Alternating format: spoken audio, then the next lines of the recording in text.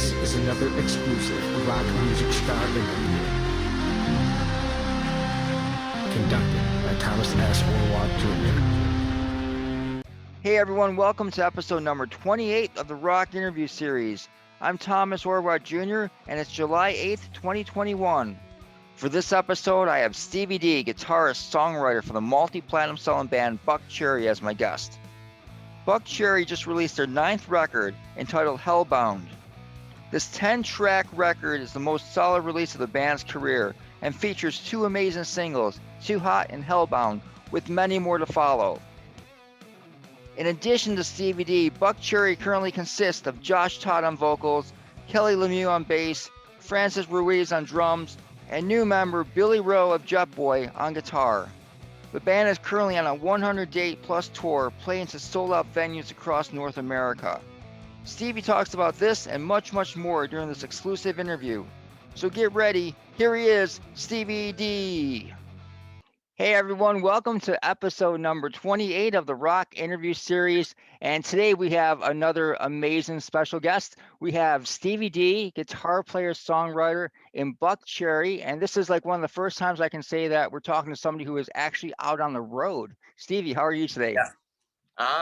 I'm doing well. Yes, we're on the road. I think we're Gettysburg today, or if not right here somewhere. I'm not sure. You just pulled up and we came up to my hotel room, so yeah. I haven't got my bearings yet.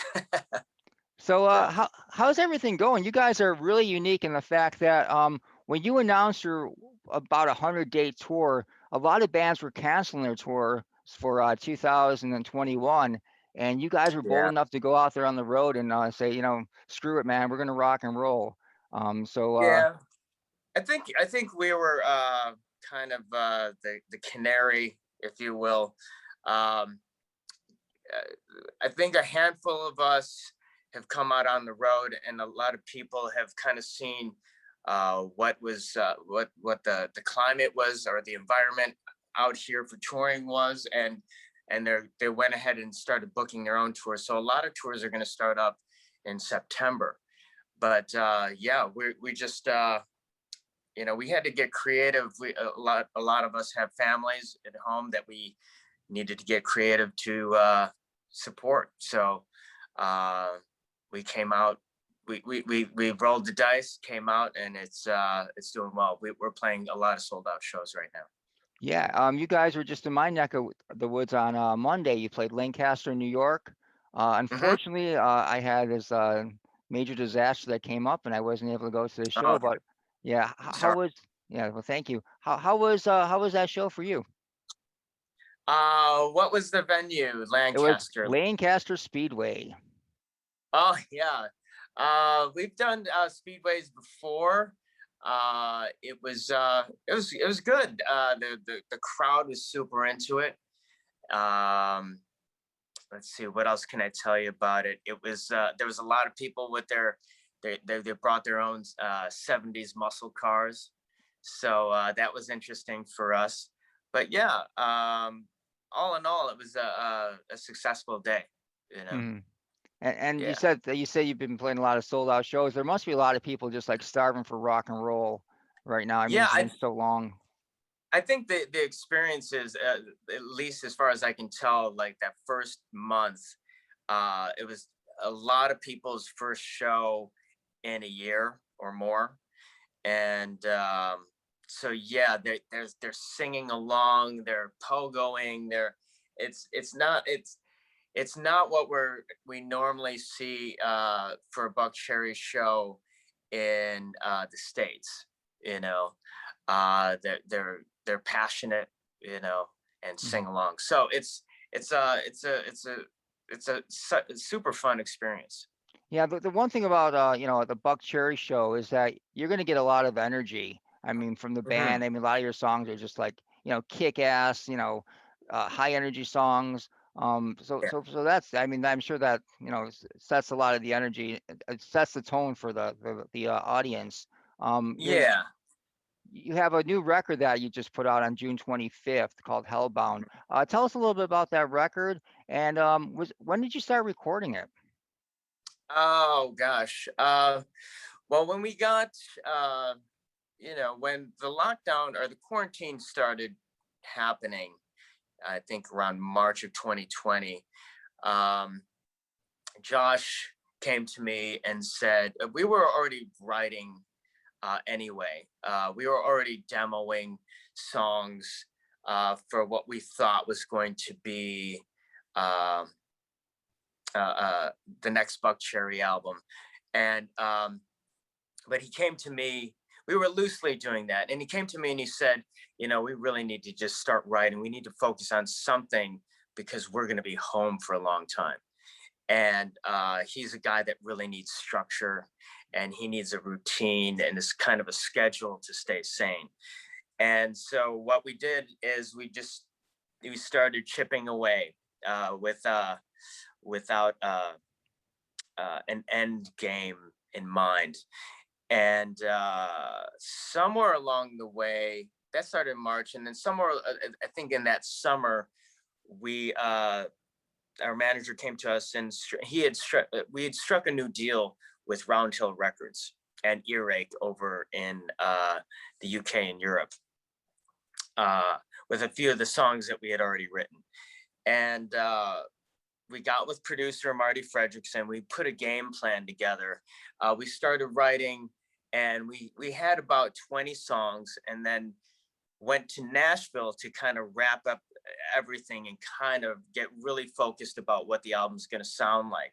We didn't know what the whole while we just kept writing the best songs we could. We didn't have a theme, or we weren't chasing anything, any kind of certain sound, but it became apparent to us that we wanted to have, we could put together these songs to be more consistent with each other, so that this album had is just consistent with each other. So anyway, that took us to about, I'd say, September. We went into record at the end of September. Mm-hmm. And Marty in Nashville. Yeah. Yeah, and you have a new band member in the group also, Billy Rowe, who was in the group. Yes. Jetboy joined the band. Yeah. How have the band dynamics changed with Billy in the band now? Well, 2020 kind of, like, it was kind of a reset button for us. And I don't know that, the band dynamic has been different since Keith left, but I don't know that it's changed drastically since Billy's gotten in the band, but the sound definitely has changed a little bit because of the type of player he is. It's just that the type of player that's changed from Keith to Kevin, and then Kevin to Billy. So yeah, I think we try to keep things, because there's 22 and a half hours in the rest of the day to hang out with bandmates. So we had to pick somebody that we could do a lot of miles with. And we certainly struck gold with Billy. He's a fantastic human being, just super chill. And, me and him can talk guitars all day long. That's that we can geek out like that. So, but yeah, it's definitely a great addition to the band. Yeah, I mean he was awesome in Jetboy, and I've watched some of the live video footage, and your band. I mean, you guys have great chemistry right now. I mean, you guys look great. You play great. I mean, it's really a great lineup of musicians. It's I mean, it's a great, not to disparage any of the other lineups, but this one is firing on all cylinders. Like I said, 2020 was a big reset button for us and a lot of other people too. But that just kind of, now that we're getting back out after resting, I mean, it's no secret that we toured a lot before, and getting that time to regroup, reset, and getting back out here now, it's like we're supercharged, Yeah. So and the personalities involved just make it an easy vehicle to travel in. So. Mhm. I want to talk about the first single that you guys put out for the record, the song "So Hot." I mean, Mhm. all 10 songs are great. I mean, you could have picked any Yeah. song as your first single. What led to your decision to pick that song to like be the first lead off song? I don't know. It just felt like to me. Usually, we let the label pick the first single because they're the ones gonna ultimately get out there and push the song. Um, but I just felt like that one. I put that one in the hat just to because I felt like it was an upbeat song. It was something that grabbed your attention right away. Uh, and just a good old rock and roller. So, but like you said, I think that any of the songs could have been a first single, but I think it was hooky enough, and the tempo was up, and it sounded like a first single to me. Yeah, and you had a lot of success after that. When you put your you had different vinyl versions of Hellbound available for pre-sale, and I Yeah, remember you guys like selling out like pretty much like yeah. within days. I mean, It people was people yeah. wanted to It hear this. literally, it's crazy. Within days, uh, hard copies of music don't really, they're kind of almost obsolete, and especially with CDs. But yeah, our first run in the colored vinyl over in Europe, UK sold out within days. Same in the States, and then it did it again. So we're just, all kinds of grateful. We debuted at #1 over in the UK, #6 on the overall chart in Japan, top 10 here in the States. So we're super happy. Yeah. I mean, this is coming from a band that isn't an active rock band. We've been kind of this island in the in a sea of music that's kind of active rock. Not kind of, it is active rock out there. So for us to land in these spots, and overall charts too. I mean, those are hip hop and pop. That's the overall charts. So the fact that we're landing in top 10 is a really good thing. Yeah. For I felt that since your release 15 in 2005, I really thought that the Buckcherry would be like the next band to like, replace Aerosmith, as America's favorite rock band. I mean, I always Mhm. felt that. Um and it seemed like you guys were kind of on par to do that. And then it got you guys hit, had some obstacles and that, but I think with this record, I think you're back on course, the Yeah, posse. we're just out um we're just showing up to do the best we can for us. Wherever it lands, wherever the stars align, uh, you know, that's not up to us. Mhm. So all we do is just show up and be the best Buckcherry we can. You know, so I don't think that's changed since day one. Yeah. So Yeah, you guys bring it every night. Since you mentioned day one, what was day one like for you? How did you get involved in Buck Cherry? well, uh, I think well, what happened was I was in uh, Josh's solo band in 2004. And anyway, that kind of came to a close, and we were all kind of doing our own thing, wondering if I was wondering if I was gonna keep doing music. I didn't know what was next, and Keith gave me a call, and he said, "We're gonna do a show over at the Key Club, uh, and we're gonna put the band back together. Do you want to come do this?" And I was like, "Yeah, let's." So um, we all showed up at rehearsal, and we all started doing some songs, and it sounded great.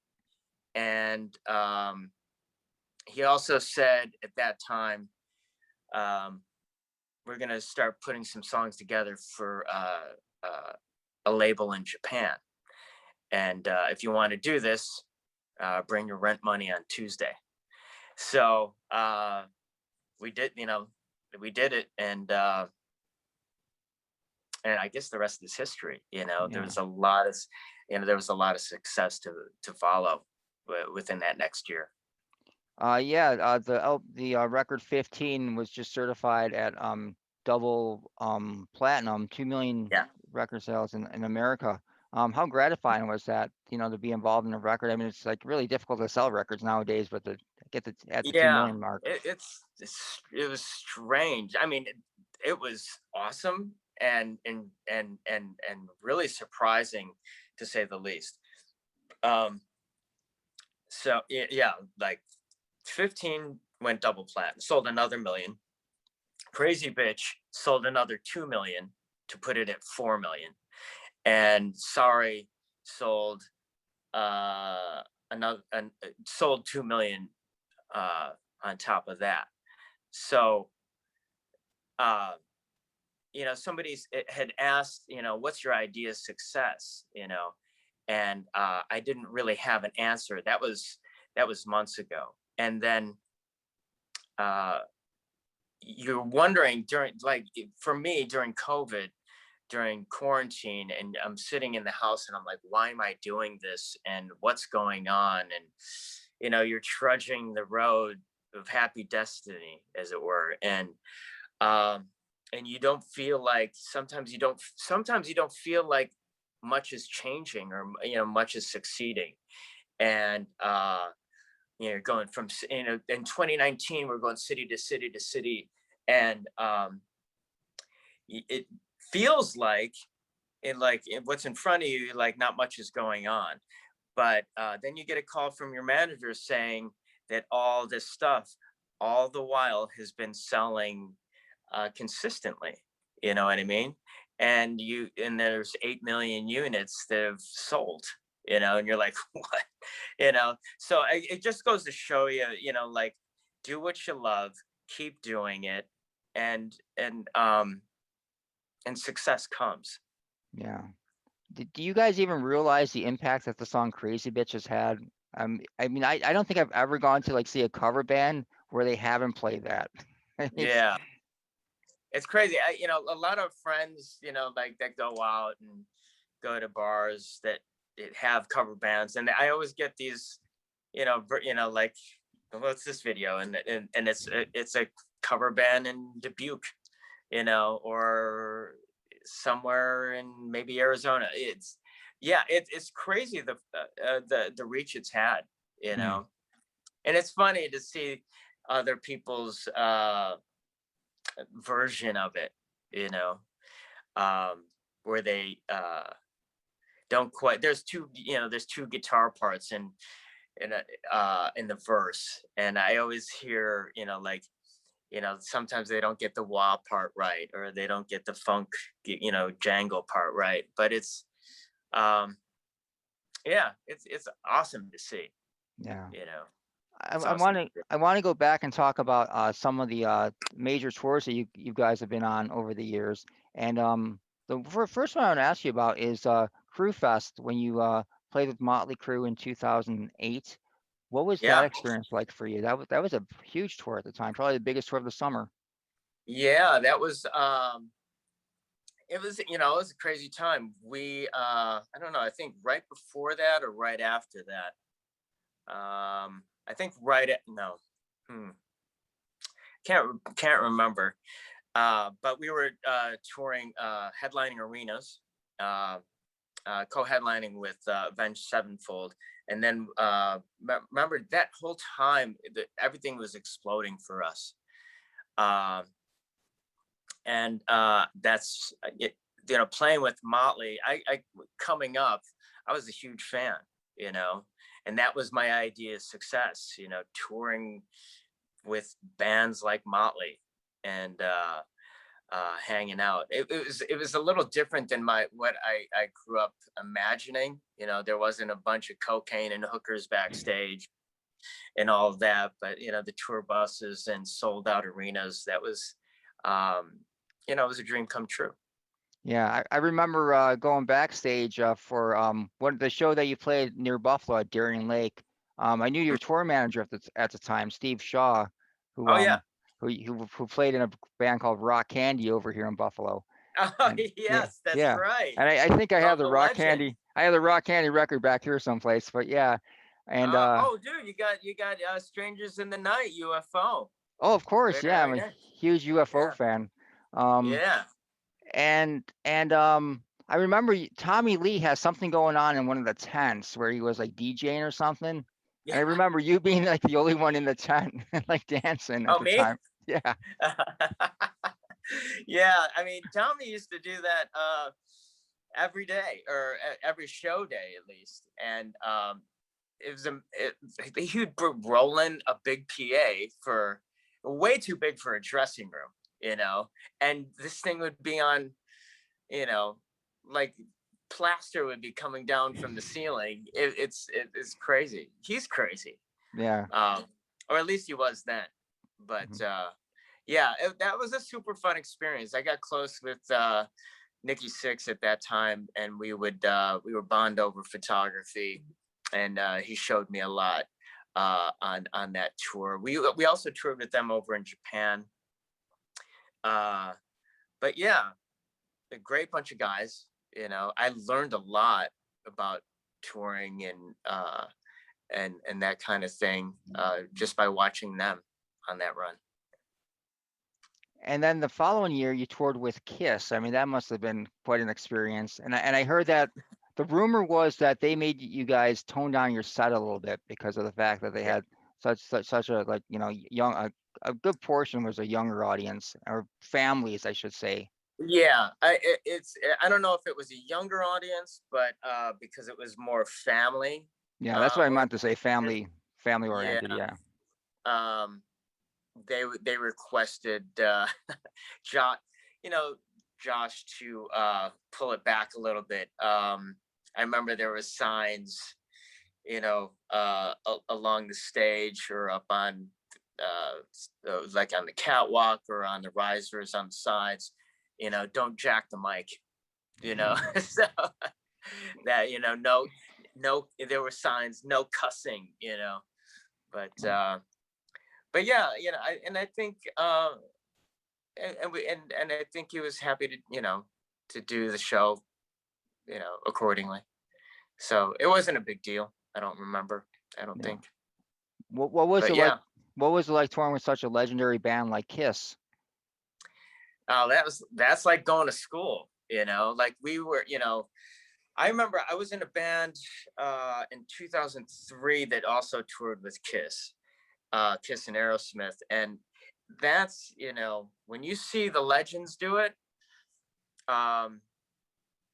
it's eye-opening, it's educational, and it's also fun. You get to see these guys doing it after 30 years of being at the top, and how their crews run things like clockwork. But yeah, and then it's also cool to know that a lot of these guys are awesome guys. Like I've met a lot of musicians, a lot of musicians that I looked up to when I was a kid, and some of them can be assholes. It turns out that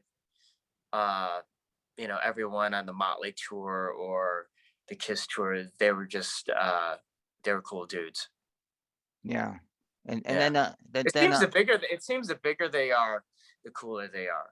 Like, that's not to say that I've met some big ones that are not so nice.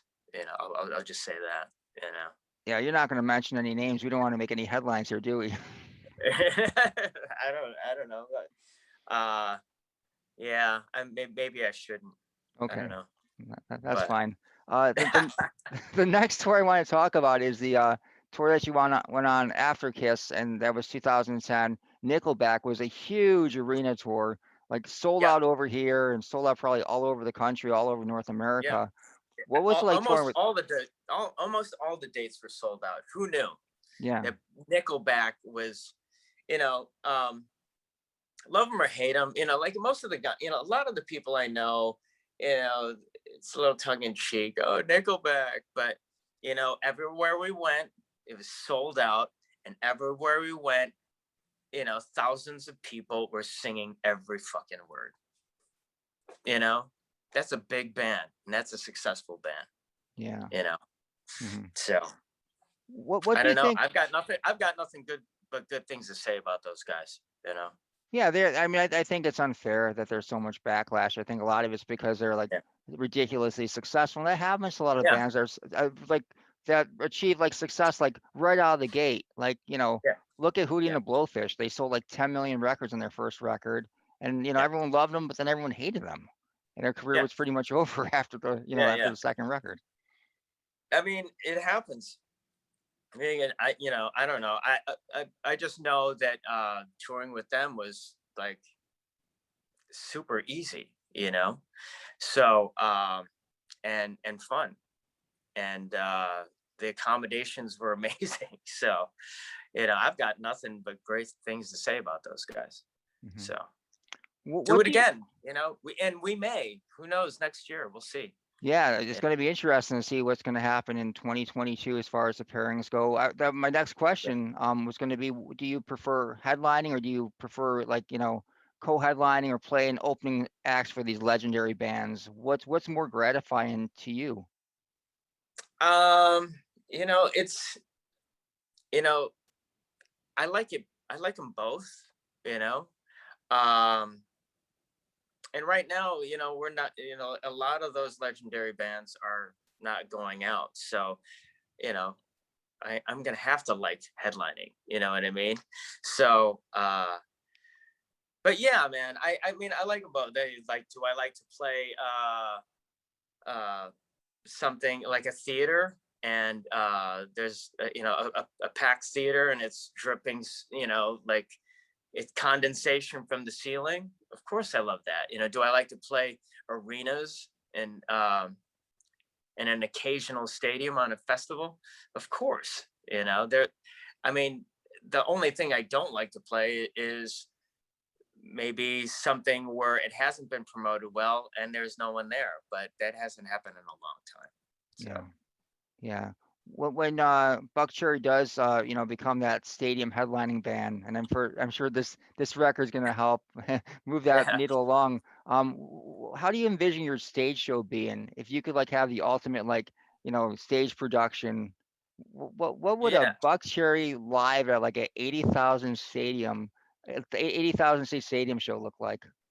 I mean, I don't think we're the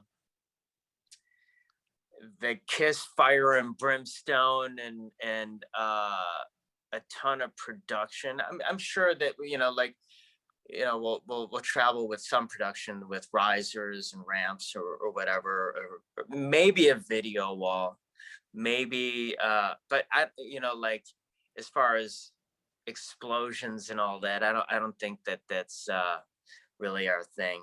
It's really all been about us as a band or individuals together, and the music. That's where I remember we had a huge video wall, and we would I would be looking out, and there'd be this big, a lot going on behind us, and then people would just be like watching the video, and that's kind of discouraging. But I don't know, like we've been traveling without that kind of production for a while now. We had a cool light package on the last tour, but I don't see a ton of bells and whistles if we were in that position. Yeah, I mean, when I think of Buckcherry, I think of like I said before, the raw energy, Yeah. almost like, like an Yeah. AC/DC, even though AC/DC has Yeah. brought in production in theirs, but I mean, it's the energy that Yeah. people want to see. They don't want to stare at a screen. Yeah. Yeah. I mean, while we can still run around, we're gonna run around and be the show. Yeah. I know you guys do a fantastic job doing that. Well, Steve, I want to thank you very much for your time. I just have one last question. It's kind of a part B, Sure. a part A and a part B question. Um, how easy was it for you to learn how to play the guitar when you first started? And who were some of your influences uh, growing up? Mu- I was talking with somebody else about this. You know, back in my day, they didn't have YouTube and this endless resource for learning. So jealous, like these that it's there uh, uh, to. Well, but you know what? I use it now. I'm still into guitar like I was as a teenager, and I still now I'm going to YouTube to learn how to do all the stuff that I always wanted to. I've been Travis picking lately. Guitar for me, um, you know, uh, came pretty easy. But like there's still a lot of effort has to go into practice and learning stuff. That's um, just like anything else, you have to put in the sweat equity to get better. Um, but yeah, some of the early influences for probably Jimmy Page, Jimi Hendrix, Angus Young. Those are my top three growing up. And then there was Randy Rhoads and Eddie Van Halen. And then I went backwards from there and got into the, I think I went back, I found Stevie Ray Vaughan and went backwards from there and found the Three Kings, So it's a never ending educational thing for me. And as well as leisure, like just leisurely listening to guitar players. I just found recently, listening to Joe Pass is something fun for me to do. Like I can't play like that, but I get it now, and it's enjoyable for me. Yeah, did you ever go through like a shredding phase, like a Yngwie Malmsteen phase, or anything like that? I mean, I think the most shreddy I got was um, probably Eddie Van Halen or Randy Rhoads. There was a lot of when Yngwie was out. I remember hearing that, like hearing the Steeler album and hearing the Alcatraz albums and uh, and his solo stuff. I think the first solo, but it was just something like, fuck, I can't do that. And there was a guitar teacher in my neighborhood that was teaching everyone how to do that. So I learned my scales and modes around that time. But playing that fast was never something that I could do. Yeah. There was a kid in my neighborhood that could, and it was just like, okay, you take that. You know what I mean? And where's I'll that stick kid with. right now? I bet that kid is in love on a 100-day tour right now.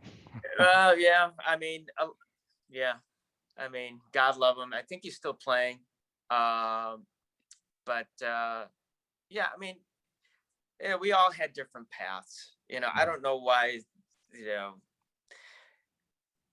stars aligned for people to have one job and others to have a different job. But yeah, I mean, it's not I don't know if it's because like he practiced but like he got good at it. And I don't know where he is now, but Well, Steve, I just want to say thank you very much for your time. Best of luck on yeah. the rest of the tour. I'm hoping that, in 2022, you come back to the Buffalo, New York area, and I'll definitely catch the show next time. All right, buddy, we'll see All you right. soon. Take it easy. All right. Bye.